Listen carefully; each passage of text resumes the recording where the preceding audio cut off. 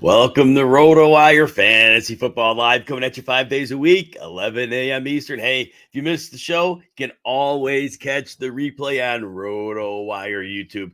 Obviously, we're off Wednesdays and Thursdays if you're a regular follower of the show, and we go every other day. Remember, Sunday, the start, sit, stream. We give you the why so you can make your best lineup decision.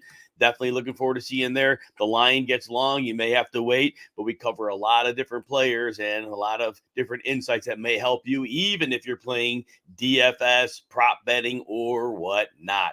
Appreciate everybody being here. Thank you for making me a part of your fantasy football routine. You have no idea how much it means to me that you are part of this process. So thank you. You make this all work.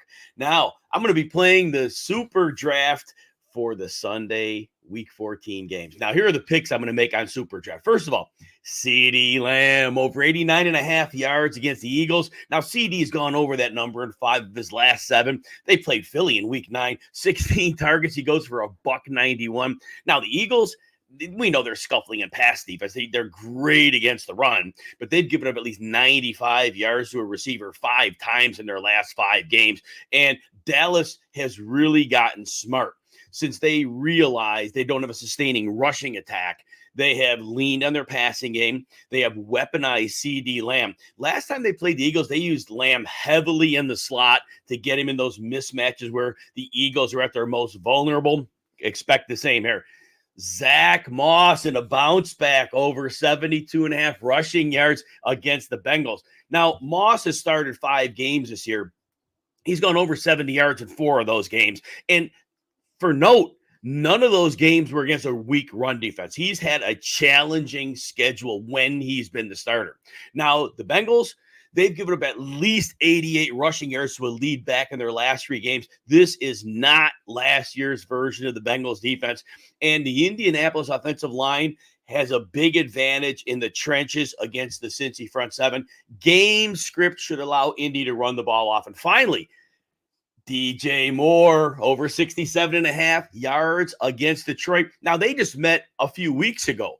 And in that game, DJ Moore went 7 for 96. And actually, in his last 5 games with Justin Fields, DJ Moore has at least 95 yards. The game he didn't was the first meeting against Minnesota, and they corrected that the second time around. Now, Detroit's defense, they are really falling apart against the pass. In the last 4 games, a wide receiver 1 has gone over the posted number for DJ Moore, 67.5 in those games in the last 4. And like I said, the pass rush, too, for the Lions, not as consistent as earlier in the season. The Bears will get the ball downfield a bit more. He should sail over this number. Now, if you want to play on SuperDraft, here's our promotion. When signing up with the promo code ROTO, you'll get a free leg to your parlay and a $20 deposit bonus with a first-time deposit of $20 or more. There's also a discount on Thursday night for Thursday Night Football. The community votes on which player they want discounted. Otherwise, you can win up to 100 times your entry. And if you like to swing for the fence, lottery style, SuperDraft has a progressive jackpot with the player props. You make 12 picks. If you get them all right, you win an epic growing jackpot. I believe it's 19,000 about now. All right, so that's the SuperDraft. Charlene, I see you're in the house. Welcome back. I'm back from my weekend. Glad you're back as well. Remember, if you have the Sirius XM Fantasy Sports Channel, every Saturday 1 to 3, I'm out with Mario Puig. Sundays 9 to 10 with Alan Soslowski. So you can catch me there. Obviously on this show, 11 a.m. every day. And also, if you want a free subscription to RotoWire, 2 days, no credit card, needed just an email address, you go to rotowire.com/Jim, set you up with a couple of days of free access, get you all set up, see what we're all about, and hopefully you join the team. All right, before we get into our player trends, and remember, bottom of the hour, Adam Thompson's coming in to talk some gambling, get us set for winning picks. Now, I'm going to go over regular flex plays with upside. Last week we did desperations because there were 6 teams on buys, a lot of injuries. The only 2 teams on buy now, last 2 buys of the year actually, Commanders and the Cardinals. So I'm going to tell you 3 flex plays that, obviously you may not have them on your team, but these are players that have enhanced upside. Now, 2 of these players could be in some leagues on the waiver wire. This first one's probably not. Tyjae Spears at Miami. Now, Tyjae Spears has 6 games this year with at least 30 snaps, and he's averaging 5 targets in his last 6 games. But here's the reason I like Tyjae Spears for enhanced upside. It's very probable that Miami gets out to a big lead playing at home against Tennessee. And should that happen, Derrick Henry will likely be game scripted out. This could be one of the highest usage rates we'll have seen from Tyjae Spears all year. If the lead is big enough for Miami, they might even back off on defense a bit. Second flex play with upside, Dalvin Cook of the Jets, home against Houston. Now, last week, the coaching staff said they would get Cook more work, and they didn't lie. 9 carries and 2 targets. So for what it's worth, he had the work. Was not terrible with his opportunities. And Breece Hall, now this recording obviously is Friday. Breece Hall missed the Wednesday and the Thursday practice with an ankle injury. So if Hall is limited, maybe even misses the game. Obviously, he misses the game, then Cook goes into the volume-based running back 2 category, low end, because that line is terrible. But nonetheless, volume is king in fantasy football. The last one, Odell Beckham at home against the Rams, the team that he was going to win that Super Bowl MVP until he tore his ACL in the first half. Anyway, Beckham has 12 targets over his last 2 games. He scored in 2 of his last 4. The Rams, look, they're good against the run. They are not against the pass. They can be had. Lamar Jackson's mobility gets him away from Aaron Donald and Byron Young, the pass rush. I believe the offense is, no Mark Andrews, so we got to get the ball downfield a bit. So, yeah, Odell Beckham's your enhanced flex play. All right, Charlene, what do you got here? You got what's the injury status of Brian Robinson? So, here's the thing. They're on bye this week, right? And the teams don't have to report an injury list during the bye week. Now, the hamstring injury that Robinson suffered was severe enough to get him ruled out quickly of that game. The bye week gives him 13 days to rest up. So depending on the severity. So basically, my answer is I wish I knew. So next week, we'll have to see with the Wednesday. If he's out of next week, Wednesday's practice, you could probably assume it's a serious enough hamstring injury that he's probably not going to play. So that Wednesday practice next week will mean everything. But otherwise, yeah, picking up Gibson is very smart. Now, remember this. Gibson may not see a drastically different role. Chris Rodriguez came into the game and took a lot of the early down carries. So it may be that certainly Gibson will get a little bit of a bump, especially on passing work, because Robinson was used in passing work as well with Gibson. So there's a little bit there. Just, again, it's a great pickup. Just understand Chris Rodriguez will be a part of that mix, and he probably will see 7 to 10 carries in an ancillary role, maybe even, the early down role. So be careful of that. But yeah, planning ahead, very smart. You want to have that backup because Gibson, like I said, enhanced value for sure. Let's talk some fallers. On Tuesday, we talked some risers. All right, this is not from an NFL faller standpoint, but from a fantasy football standpoint. Tua Tagovailoa, he's great. The Dolphins are winning most weeks. But in terms of fantasy, 2 or fewer touchdowns in his last 3 games. So we're thinking about this great explosive offense that could put up all these points. They're getting some points in the running game. Tyreek Hill is getting most of the receiving work. Tua's yardage, 280 last week, a 243. He did have a 325 in there, which was great. But you're seeing 1 or 2 touchdowns a game the last 2 weeks. You'd think in this offense you're getting 300 yards, but it hasn't been the case. So just want to point out, obviously you're starting 2 every week. His floor is outstanding. But early in the season, we had a 70-point game against Denver, and we were thinking, some people were trashing us, saying, oh, we should have taken Tua on draft day. Maybe. But we see now, fine draft pick, and there were other players that busted. But Tua's been a high floor option, which is fine. It's fine. But in terms of what we hoped he would be, if healthy, if you were going to tell me Tua was healthy all year, I would have wondered if he could have been flirting with 40 touchdowns. Clearly, that's not happening. But nonetheless, for NFL, he's fine. All right, Russell Wilson. Again, scrappy for NFL. He tries to run. He actually has 21 carries in his last 2 games. Yardage is great, but it's something. A 44 and a 34. He gets tackled from behind a lot, but those yardage numbers count. But passing yards, look. He hasn't hit 190 yards in his last 2 games. He has exactly 1 touchdown pass in his last 3. Now, again, he has scored rushing touchdowns in the last 2, so that's bolstered it. But again, overall, he still is a fairly weak fantasy option.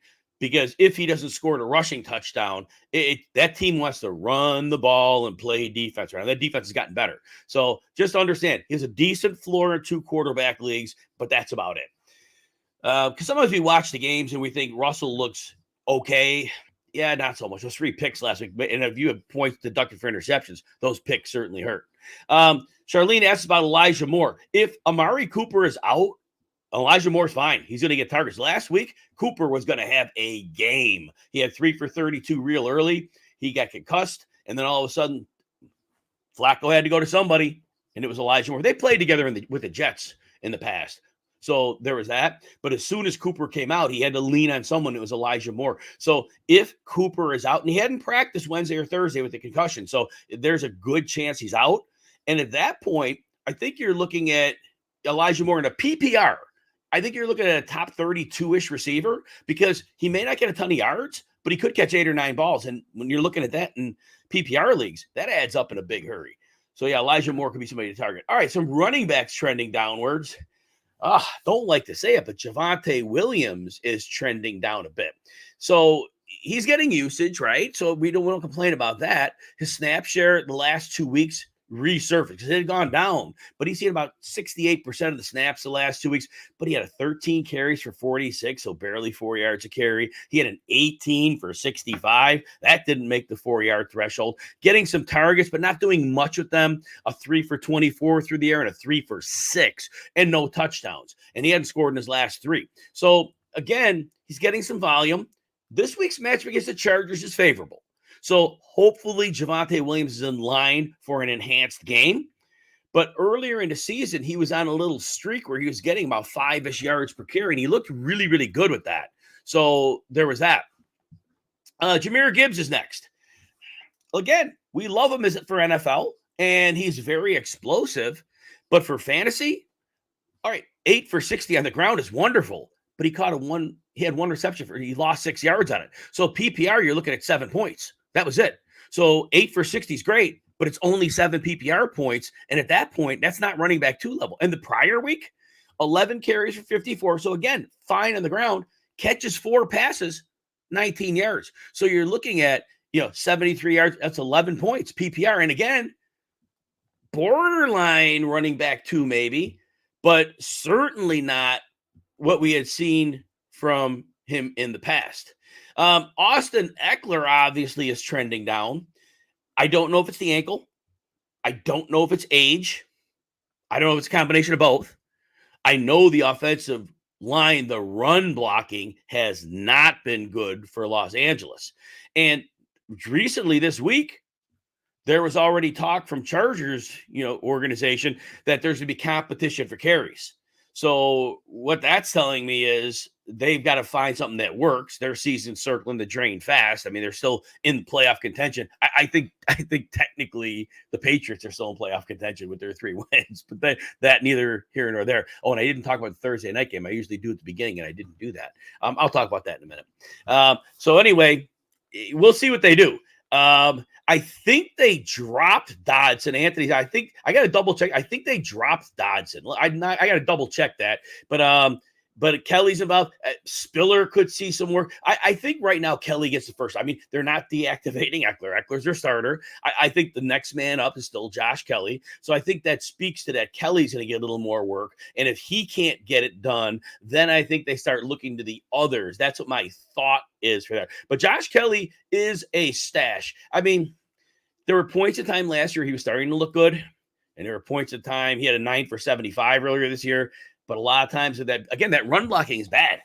And so that's the biggest problem, that Kelly's not a bad runner, but if he's not getting any help from his offensive line, he needs a cupcake matchup. Now, the matchup this week is great. If Kelly gets 9 carries this week, I'm not saying he will, but if he does against Denver's an attackable defense on the ground. They're much better against the pass than on the ground. So there's definitely that for sure.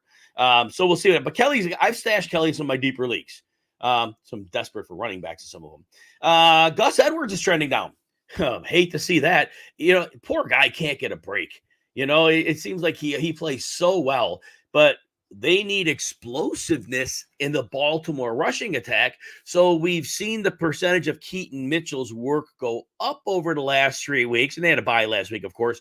But last week, Gus saw 27% of the snaps. The prior week, 38. He had been flirting with 50. And, he scored 2 touchdowns a couple of weeks ago, and he had a big streak before his last game in week 12 where he didn't score. But at this point, if Mitchell's more involved, again, if he's not scoring a touchdown, you might be looking at a 40-yard guy, and that's really, really hard to start. And Gus was already on that precipice anyway because he wasn't getting enough. I mean, he doesn't get used much as a receiver.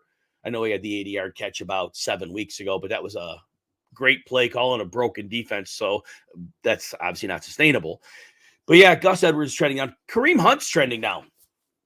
He's getting work. 12 carries in 2 of his last 3 games, but we loved him as a receiver, right? Over most of his career. Well, Kareem Hunt, over his last 3 games, he has 4 targets. He's caught 4 passes for 1 yard. 4 receptions, 1 yard. That's a problem. That's a problem. And so you're looking at a player now who you're hoping to get 5 PPR points out of him because he's not getting the end zone work. Earlier in the season, he was getting some goal line work.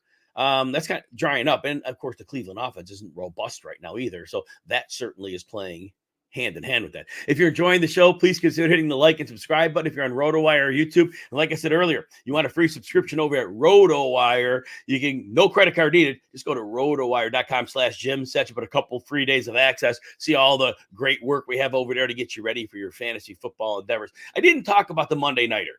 Thursday Nighter. Yeah, Monday Nighter. Yeah, be nice. So I'm going to drag my notes over here just I have the game script here. And so I don't understand football sometimes, right? I mean, all these low-scoring games this year, and Patriots, Steelers, both teams with backup quarterbacks, both teams with issues all over the place, and they go over in the first half. Now, they hardly scored in the second half, but regardless, this game puts 39 points up. Most of that came in the 31. I believe 31 of them came in the first half. I think, Patriots had all 21 in the first half. So there's that. So that was interesting, right? So anyway, Bailey Zappi, 3 first-half touchdowns. Now, look, could not have told anybody to have started Hunter Henry. 2 weeks ago, he got shut out. Last week, 2 catches for 15 yards. King's Classic, 3 flexes. I had him on a roster. I had to dump him because he gets 3 targets in this game. It's only 3 targets. But he catches them all for 40 yards and 2 touchdowns. I mean, if people would have said the Patriots had scored 1 touchdown in this game at Pittsburgh, I would have been like, yeah, that's all right. It's pretty good. But Hunter Henry goes off. But who really goes off? Zeke. So Zeke was a great PPR play this week because he can catch. They had to dump the ball off against the Pittsburgh Patriots. Now, remember, Pittsburgh got decimated on injuries. TJ Watt got banged up on the first play of the game. Alex Highsmith got knocked out of this one. They already were scuffling at linebacker from injuries.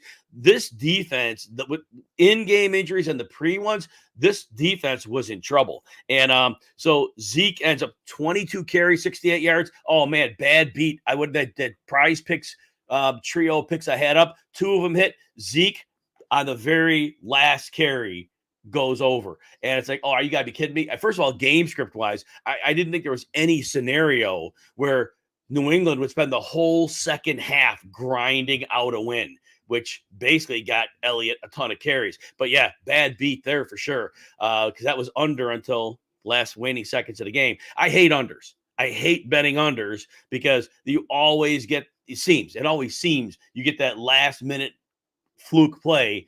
Oh, over, and that's it. At least the over, when they miss, you always have a chance, maybe get that one play. Anyway, Zeke catches 7 of 8 targets, 72 yards and a touchdown. So on the day, 140 scrimmage yards, 7 catches and a touchdown. Not exactly weak winner numbers, but for what you were expecting from Zeke, if you plugged him in your lineup and for the expectation, that's as close as you come. That's 27 PPR points out of Zeke Elliott. So worked out great for those who needed him. And outside of that, Juju Smith-Schuster, another player, I had drafted him in leagues in the 10th, 11th round. Could not have seen him fall off. Last week, 1 for 11. The prior week, 2 for 10. Dropped him in some leagues. Of course, he goes off 4 for 90 and 6 targets, but that's the NFL, right? So anyway, nothing really to move forward with this. Pittsburgh, I look at the injuries probably hurt them, but the fact that they couldn't, well, they did adjust to Bailey Zappi in the second half. They did make the adjustment, but at that point, Pittsburgh didn't care. I mean, New England didn't care. They were looking to run the ball because they were just trying to, stall out a victory. And then the Pittsburgh side of the ball, I mean, more of the same. Mitchell Trubisky, what are you going to do, right? Missing people right and left. Eventually gets a few numbers for Deontay Johnson, who gets a 20-something yard touchdown. So he ends up with 57 yards. So if you started Deontay Johnson, he got you 14.7 PPR. And I don't think anybody's complaining about that based on how he's been playing lately. So, yeah, definitely, fine there. But George Pickens, oh, my gosh, just poor guy. Superstar talent. He has, like last week, a 4 for 86, 5 for 19. Thank you, Mitchell Trubisky. And Pat Freiermuth, again, we had that big game 3 weeks ago, and I cautioned people in the start set. Can we trust the coaching staff to keep going back to him? And then having Trubisky doesn't help either. And he overthrew him on one. I don't know that he would have caught it, but he had a bigger, but that wouldn't have made much. He had a 2-point conversion, but otherwise, Freiermuth goes 3 for 18 on 7 targets. So the targets are there. In the last 3 games, he got 23 targets. But other than the production in week 12, we're just chasing points. Not so good there. So, yeah, not much other to take away. Najee Harris and Jalen Warren playing one of the best run defenses in the league in the Patriots, and they were predictably running the ball, and the Patriots were predictably defending the run. They were willing to try to let Mitchell Trubisky beat them. They knew he probably couldn't. And so both running backs underperformed. Najee, 12 for 29. Warren was worse, 7 for 11. They both had some receiving points to get a little PPR bump, but neither really helped you there. I didn't even think I would talk about this game, but the fact was it ended up being a little more relevant than we may have thought. All right, let's see what we got here. And then, Chuba Hubbard this week, I got to mention on him. Oh my gosh, I got to check the schedule. Now I just bonked on who he's playing here. They're playing they're playing New Orleans. So in theory, it's a horrible matchup, but Chuba Hubbard gets volume. He gets volume every week. So you play him as going to get you set up, but outside of that, kind of tough. But he could get things done. He gets some receptions, so that helps there. And then in that game also, Jonathan Mingo, they're getting the ball. Last week, he's had 6 catches each of the last 2 games. Targets have been way up the last 2. Production 60 yards or more in the last 2 games. They're trying to get him the ball. In this matchup against New Orleans, not great. I assume Marshawn Lattimore is out again, so that certainly helps. But volume is king. If they're going to get him the ball, they're going to get him the ball. All right, we have bottom of the hour. Got Adam Thompson coming in. Going to go over some betting advice. We'll see what we got going with that soon. Now, receivers falling. Cooper Kupp. He scored a touchdown last week. Came alive in the last drive of the game. So there was that. But 6 for 39. 3 for 18 the prior game. Something doesn't look right. I mean, either it's the injury, it's the age. Same thing I said with Austin Eckler. Or it's the combination of both. Don't know. But not right now. Not playing well. And here it is. Sean McVay is coaching at an elite level. Sean McVay dialing up the run game. 2017-18 last Super Bowl run was outside zone. It was taking advantage of the league's inefficiencies. Found out this year the way the common defenses are playing, duo, the downhill running. And so Kyron Williams has gotten going with that. Puka Nacua, obviously on and off, but overall been good. Cooper Kupp, just not looking good right now. And I don't know what to tell people in lineups. I mean, right now, you start him as a wide receiver 3, and you hope he cashes with something. It's hard to tell people to sit him, but we're playing Baltimore this week. And as great as McVay has been, and I believe, look, he's not going to win Coach of the Year, but he should. What he's done with the team he has, he should be Coach of the Year, but he won't be because a team, with a winning record will get that. But this week, it's going to be interesting playing Baltimore. Now, Baltimore, they have a week off. Baltimore will have time to have game plan specifically for them. The smart thing Sean McVay does. So Sean McVay makes a lot of his hay pre-snap. Defenses that are successful and great make their adjustments post-snap. Baltimore is the poster child for that for defense. The Rams are the poster child for pre-snap motion being successful. Them and Shanahan, of course, with the 49ers. And this is a chess match. This is a real chess match. And it's going to be fun to watch. But I don't now the over and under for the Rams points, it's like 15. So Vegas sees this. And the Rams have been great scoring points. I don't know how they're going to get it done here. McVay could come up with something genius, but I'm not counting on it. I think the Ravens are going to shut them down pretty unilaterally in this one. You're still starting Kyren Williams. I think you diminish your hope a little bit for him. Maybe you're hoping for 15 PPR points, and maybe he gets more. But I don't think you're looking for that 20 to 25 game here. I think that this is a defense that can handle duo. And I don't know what the changeup is going to be for the Rams. It's going to be a fun game to watch. I'm not betting anything on this game. I'm not betting props, not betting anything on this one. But that's going to be a fun one to watch. Adam Thompson, we are in week 14, and we had a shootout last night in the first half. Yeah, I did not see that coming. It was a historically low under. It was actually the lowest total since sports betting became nationwide. What was it? 30. And Adam, this is a dumb question. Didn't we have like a crazy low one last week of the week? Didn't we have a 27 a week or two ago? Or no? I must be wrong. I have to be wrong on that. Yeah, we've had 30 and 31. College has had some 20s. That's what it was. That's what it was. Iowa had a historically low, and it hit the under. That stuck in my brain. Yeah. That's why I got caught on that number. But you're right. Oh my gosh! And then the first half, it goes over. Yeah, 20. It was over. We briefly lost Adam. I'm sure he'll be right back. And there he comes. Adam Thompson is back. Anyway, Adam's with us every Friday with bookies.com. You know him as the ATM, substance over style odds maker and handicapper. He used to be with CBS Sportsline, been with gambling.com. That's a teammate of mine, RotoWire, bookies.com. They're owned by gambling.com. We are in the same family. But I always tell you every week when Adam's here, be careful who you're getting your betting advice from. There are a lot of people out there throwing out advice, and look, it's saying some nice things, but there are people that dig into this for a living, and these people have next level knowledge. So that said, Adam Thompson, we ready to talk some football? Let's do it. Let's start out with the big one. Look, I like to sometimes save the best for last. Eagles, Cowboys. We had this game a few weeks ago, and Dallas, they had their chances. Dak steps out of bounds a couple of yards from the goal. They had plenty of chances, but the Eagles end up pulling this game off. These teams, in my mind, Adam, they are really trending in different directions. You look at the Eagles' record, you wouldn't think so, but we've seen some scuffling that they've been able to overcome offensively. Defensively, they have many holes, especially in the middle of the defense. Dallas, they still haven't really beaten anybody. They beat the Seahawks, and they barely hung on for that one. But they're at home, and they do match up very well with the Eagles. I want to hear what your thoughts are on this game. Yeah, they should have won the first time. They outgained them 400-something to 200-something. Just big mistakes. And the Eagles took advantage just enough to pull it off at home.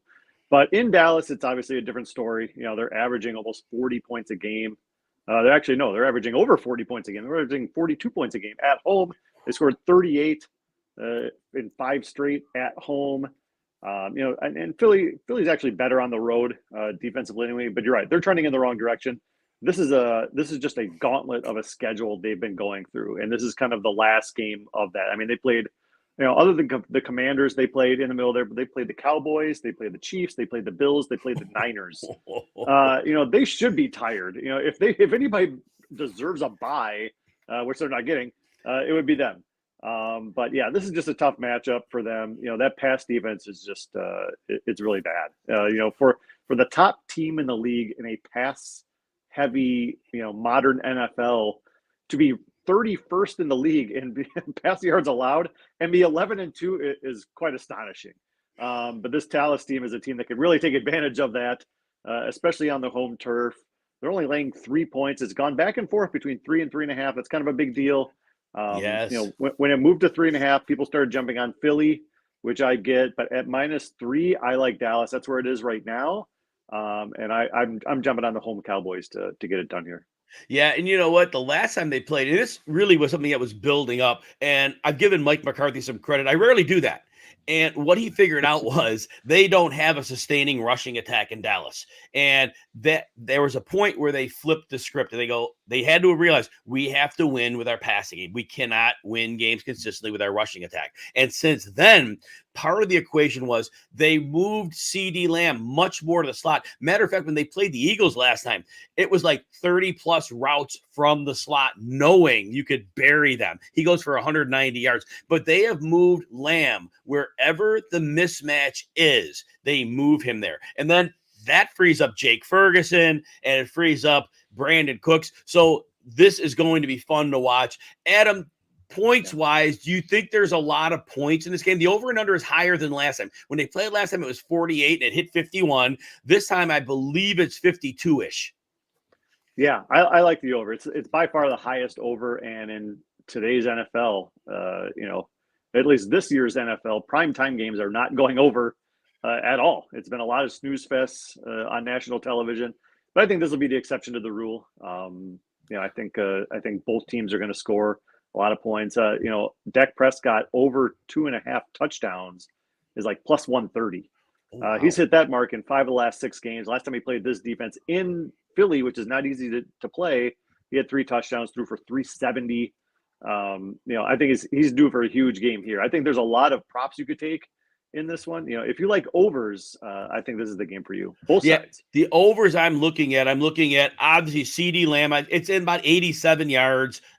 If he doesn't get 100 yards, I'd be stunned. Jake Ferguson had a fairly moderate number. He blew this defense up, I think, for 90 yards last time, and he's been a big factor. And the other one, he didn't go over last time, A.J. Brown in the rematch. He only had like 67 yards, I think, in the first time they matched 66. The over and under is, I think, up near closer to 80. But look, after they saw what DK Metcalf did to them on that last primetime game, I think they're going to make it a point to feature A.J. Brown in this one. Those are player overs I like. Anything else, Adam?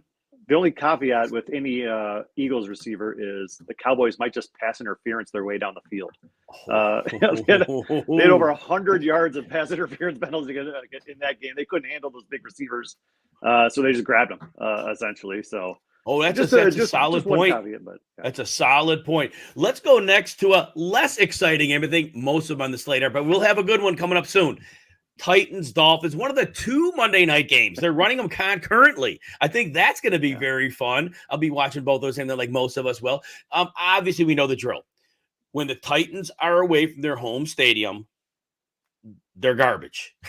When the Dolphins are at home against a bad team, they consistently whoop them up. Is it this easy? Yes.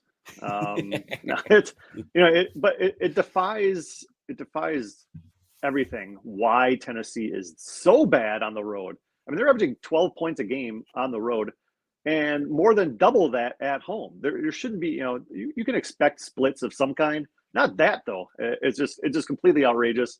But like you said, all but one of Miami's home wins have been at least by 14 or more, and more than half, I think, of Tennessee's losses on the road have been by 14 or more. The spread here is 13 and a half. So, I think Miami fully healthy with both their running backs, they can score on anybody, certainly. And this Tennessee team is no different, especially with Justin Simmons out. It was a mediocre defense to begin with. Now they're missing their best player. So that's not good for them. I think Tennessee is going to score 2. I kind of like the over, but I think it's going to be just too much for Miami. Too much Miami. They're going to score 40 again. And the Dolphins or the Titans will score 17-21, but they're not going to keep up. So if you're doing a same game parlay and you like the Dolphins minus the points, you also could take the Dolphins over their team total as well as another leg in there. Because like you said, they're probably going to sail over the 30 points in this one as they've been doing week after week, right? Right. And the one issue again with Tennessee, I like Will Levis. I think you could see he's learning how he doesn't have to throw 40 yards down the field, 1 every 3 attempts. And Derrick Henry, he needs to get going. But Miami is really good against the run. They're top 5 when it comes to rush, yards allowed per rush. So that puts another reason to back Miami. This defense in Miami, it's always the case with Vic Fangio defenses. It takes time. There's a lot of communication to set up their zone and their pass-off principles. And whenever he coaches, you see the progression. We have seen it the last few weeks. This defense is going to be, even though they lost Jalen Phillips to the Achilles, probably one of the best defenses down the stretch because they can cover, they can stop the run, and they can get after the quarterback. And that, what else is there, right? So they've got it covered there. I do like the Titans tight end. If you're Chiggy Okonkwo. Yeah, I'll let you tackle that one. But yeah, I think middle of the field is where Tennessee's going to find success. They're going to need to check down. And I think he's due for a pretty big game. Miami's not good at covering tight ends because they're so good at covering the sidelines. A lot of teams attack him in the middle, and tight ends are averaging over 50 yards a game against them.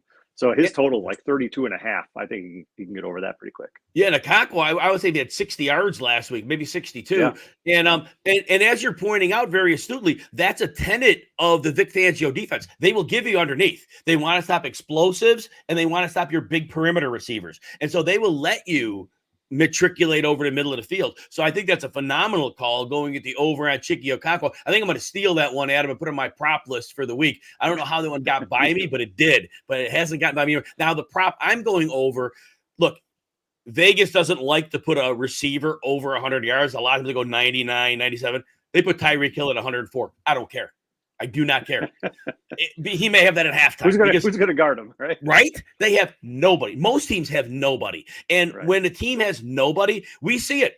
What Tua's doing, Tyreek's not even engaged to the defender yet, and he's throwing it over the top because he knows Tyreek's is going to run right by him, and he's going to go grab the ball. And that's literally what's happening. The throw is out way before he's past the defender. But he's learned the margin for error he has on those passes. And Tyreek is only playing 50 to 60% of the snaps each week, Adam. It don't matter. He is going over 2,000 yards this year. Mike McDaniel wants him to have that, you could tell, and they are not going to slow it down. Any final thing there? Yeah, he only needs 3 receptions to get over 100 yards. Because one of them is going for 50 to 60, probably. And what do you do if you're any defense, let alone the Titans defense?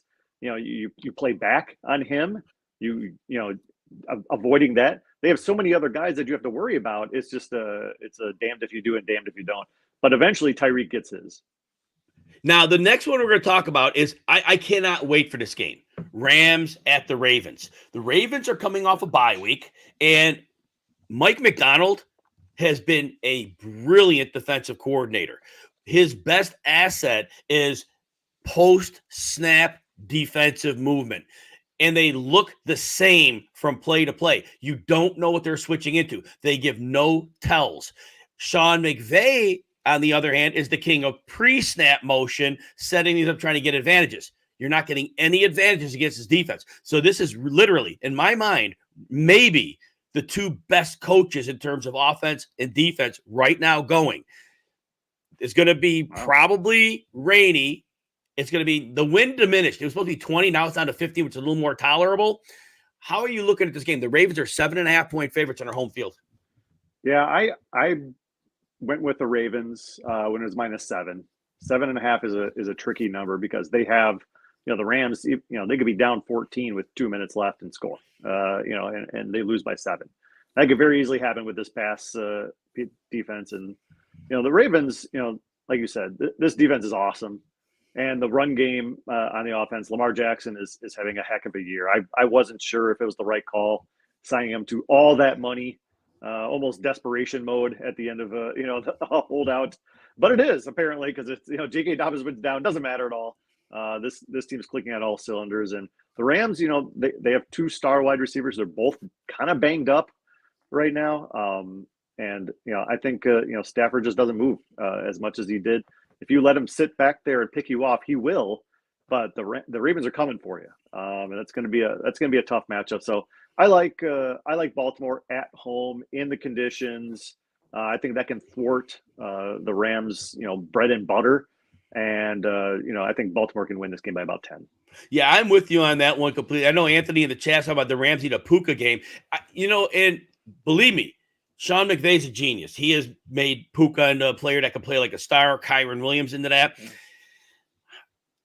With film and 2 weeks to prepare, I don't think they could smoke and mirror their way out of this one. I just don't think that's going to happen. I could be wrong.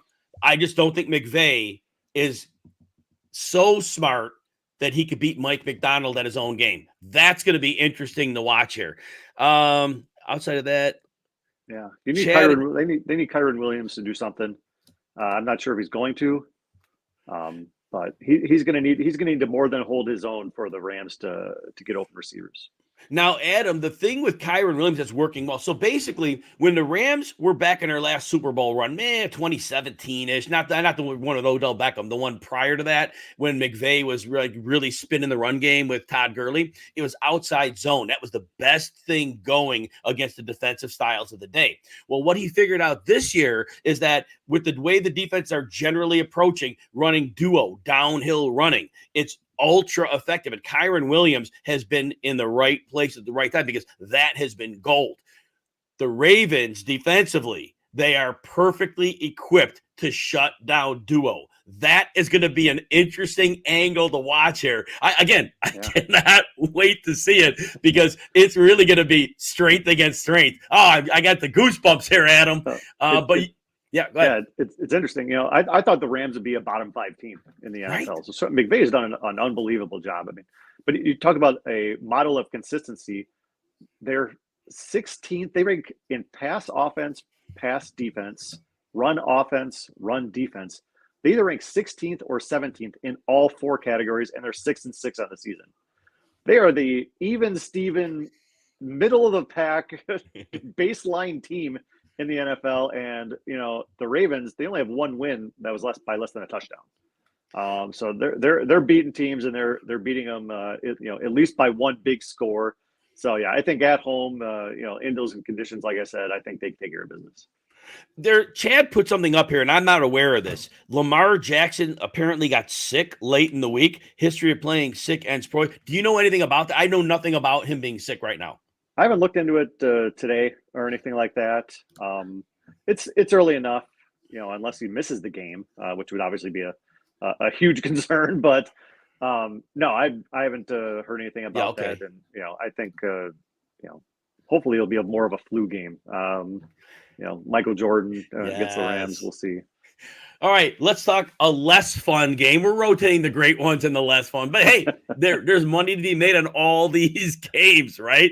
So we have the Panthers, who are going to give the Bears the number 1 pick this year. Go Bears. And they're at the Saints. Saints are only -5 here. Now, Adam, the Saints, regardless, are much, much better at home. And I know Derek Carr banged up again. 3rd time this year, he's had a neck and concussion. Usually it's a concussion, neck and concussion. But apparently he's practicing. We'll see what happens with him. He's probably scared to lose his job, probably what it is. But all that said, last week against the Lions, yes, the Saints got down 21-0 early. After that, they acclimated, and Lions really couldn't move the ball. Panthers, on the other hand, they're trying to get Jonathan Mingo the ball a little bit, trying to see what they have for next year. Defensively, they're good against the pass. They hemorrhage against the run. What are your thoughts on this game? Yeah, the Saints, I guess, it depends who's playing quarterback and who's catching balls. Because right now there's a lot of question marks out there. I actually grabbed Carolina, +5.5. It's gone down to +5. But you could probably find it still at +5.5. But, we saw last week they got a new interim coach, and they put up the most points and the most yards that they had in any game since week 6. So first impression wasn't bad. They are a better scoring team on the road. They average about 17.5 points on the road. Not exactly world beaters. Saints give up a lot more points at home. They've dropped 3 straight. I don't know if they've covered a home game yet this season. They have struggled at home for some reason. Their defense has allowed more points at home than they have on the road. Has it been opponents? I think it may be opponents. I think they've drawn a little, but regardless, right ahead. That's an extremely fair point. And Carolina is not an opponent that matches up with some of the other teams that have gone in there or anywhere for that matter. But I think they could stick. I think this is just going to be a really low scoring game. Yes. I don't have a lot of faith in New Orleans scoring a lot of points. I think Carolina's defense is actually, it's been their strength all season. It's actually gotten better. And now the run game is starting to pick up a little bit for them. So I think this is going to be by far probably the most boring game of the week. 17-13, something horrible, like, just very low scoring and getting through it. And the Saints can certainly win, but I like those points in a low scoring game. Now, Adam, if I'm doing a 3-game teaser, I'm looking at 2 of the games you gave me. I'm looking at moving the Ravens down to 6 points to minus 1.5 and looking the Panthers to boost them up to plus 11. And then the third one I like is the Bills are currently getting 1.5. If you tack the 6 on that, runs them through to 7.5. Sound like a moneymaker? That does. I like the Bills over the Chiefs. I didn't pick it for one of my top picks because it was right there. And whenever I pick against Mahomes, he kills me. But Buffalo, Buffalo has not looked like Buffalo, but they're still Buffalo. They still have all the pieces in place. They just need to put it together. And you got to hope and think that, playing the Chiefs is that moment. You need to prove not only to everybody, but just to yourself that you are still a Super Bowl contender and you can win these games. These are the games you have to win. And KC's, KC, they went to Green Bay, who didn't have Aaron Jones, didn't have Jair on the other side, and lost. Yes. So they're certainly very beatable. People are seeing tape on this offense and have figured out at least how to minimize it. So, yeah, Buffalo, you're getting over 7 points with Buffalo. Yeah, that's a great and it's not like Andy Reid could cover big numbers anyway when he had a great team. He'd always let teams backdoor cover him anyway. But so This is like right. Final comments here. Charlene's looking forward to both the KC Bills and the 49ers Seahawks game. Anthony made a number of comments here. Bears are going after New England's loss or win, Bears could get the top 2 picks. They're in the boat for that. And Anthony talks about leaning on Chuba. Finally, Chad tells us about Panthers D is getting healthy. Favorite DFS. Yeah, that'd be a decent DFS. Adam, I like that one. Tell everybody where they can find you and your work. I like the Niners too, by the way, this week. So I'll go with the bookies.com/picks. All the picks are posted there for the weekend already. And Twitter @BookiesAdam as I sit there and wait for Ohtani to make a move. Yes. Oh, that's going to be big. Where do you have a preferable spot for him? I don't know if preferable is the right word. The Blue Jays would be fun because it'd be so different. Everybody expects him to go with the Dodgers, and that's probably where he's going to end up. But the Blue Jays, wow, that would be something. Yeah, no doubt. Well, hopefully that's going to be a fun time for you to work as he makes that big decision. All right, everybody, you catch Adam Thompson every Friday on this show. If you want to catch the start sit stream, that one is on Sunday. We got the DFS show tomorrow, 11 a.m. Eastern. For Adam Thompson, I'm Jim Coventry.